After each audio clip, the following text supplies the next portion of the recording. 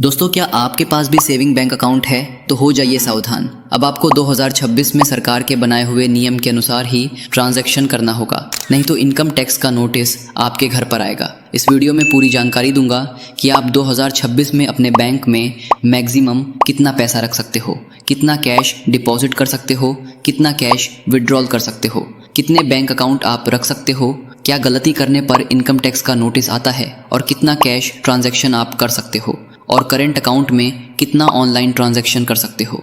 चलिए सबसे पहले समझते हैं आप अपने सेविंग बैंक में कितना पैसा रख सकते हो। तो दोस्तों, इनकम टैक्स वाले कभी भी नहीं कहता कि आप इस लिमिट में पैसा रख सकते हो। आपका जितना मर्जी उतना पैसा रख सकते हो, लेकिन उस पैसे का हिसाब आपके पास होना चाहिए, नहीं तो इनकम टैक्स वाले आपके उस पैसे का 84% टैक्स ले लेगा। मान लीजिए आपने 1 लाख रुपए कमाया है, तो उसमें से 84,000 सरकार का ही हो जाएगा, सिर्फ आपका 16,000 होगा। तो आपको कितना बुरा लगेगा। इसके बाद हम बात करते हैं कि आप बैंक में कितना पैसा डिपॉजिट कर सकते हो। तो दोस्तों, एक फाइनेंशियल ईयर के अंदर आप बैंक के अंदर 10 लाख रुपए तक डिपॉजिट कर सकते हो। अगर इससे ज़्यादा डिपॉजिट करोगे तो बैंक इनकम टैक्स को रिपोर्ट कर देगा और आपके पास इनकम टैक्स का नोटिस आ सकता है। अगर इनकम टैक्स वाले को जवाब नहीं दे पाए ये पैसा आपने कहाँ से कमाया है, तो इनकम टैक्स वाले आपसे 84% टैक्स ले लेगा। इसके बाद अगर हम बात करें कैश विड्रॉल की, तो इसका भी लिमिट 10 लाख रुपया रखा गया है। आप एक फाइनेंशियल ईयर के अंदर 10 लाख डिपॉजिट कर सकते हो या विड्रॉल कर सकते हो।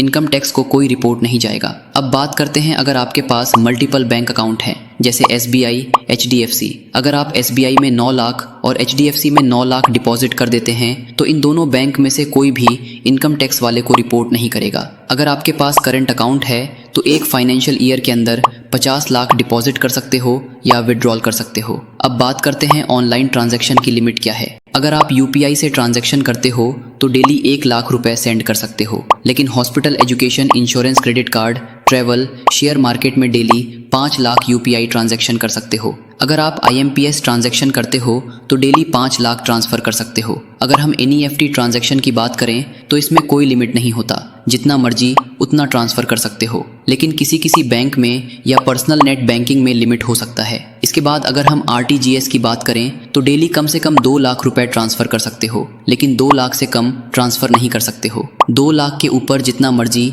उतना ट्रांसफ़र कर सकते हो। इसके बाद हम बात करते हैं कितने बैंक अकाउंट आप रख सकते हो। तो दोस्तों, यहाँ पर कोई लिमिट नहीं है, जितना मर्जी उतना बैंक अकाउंट आप रख सकते हो। इसके बाद हम बात करते हैं अगर आप बैंक से बहुत अधिक पैसा विड्रॉल कर लेते हो तो आपका TDS भी कट होगा। अगर आप पिछले 3 साल की ITR फाइल की हुई है और आप बैंक से कैश निकालने जाते हैं, और अगर आप एक फाइनेंशियल ईयर के अंदर 1 करोड़ से ज़्यादा का कैश विड्रॉल कर लेते हैं तो आपका 2% TDS काटा जाएगा। लेकिन अगर आप कभी भी इनकम टैक्स भरे ही नहीं हैं तो 20 लाख से 1 करोड़ के बीच अगर आप बैंक से कैश विड्रॉल करते हैं तो 2% का TDS काटा जाएगा। लेकिन 1 करोड़ से ज़्यादा कैश विड्रॉल कर लेते हैं तो 5% का TDS काटा जाएगा। अगर इस TDS का रिफंड लेना है तो आपको ITR फाइल करना ही होगा।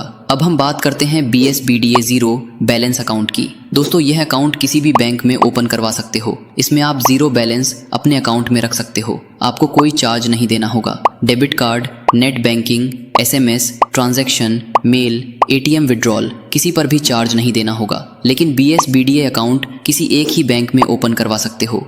अगर आपके पास PPF अकाउंट है तो उसका पैसा मार्च 2026 से UPI के माध्यम से भी निकाल सकते हो। लास्ट में एक बात बताना चाहूँगा, अगर आप बिजनेस करते हो तो कैश ट्रांजैक्शन का यह रोल समझ लो। आपको एक दिन में एक व्यक्ति को 2 लाख से ज़्यादा कैश में कोई सामान नहीं सेल करना है। प्रॉपर्टी सेल करना हो या परचेज करना हो, लोन रीपेमेंट करना हो, लोन लेना हो या बिजनेस के लिए कोई खर्च करना हो, तो आप एक दिन में 20,000 का ही कैश में ट्रांजैक्शन कर सकते हो। इस वीडियो में मैं सेविंग बैंक अकाउंट ट्रांजैक्शन की पूरी जानकारी दे दी है। अगर आपको वीडियो पसंद आया लाइक कीजिए, चैनल को सब्सक्राइब कीजिए। फिर मिलते हैं अगले वीडियो में। धन्यवाद।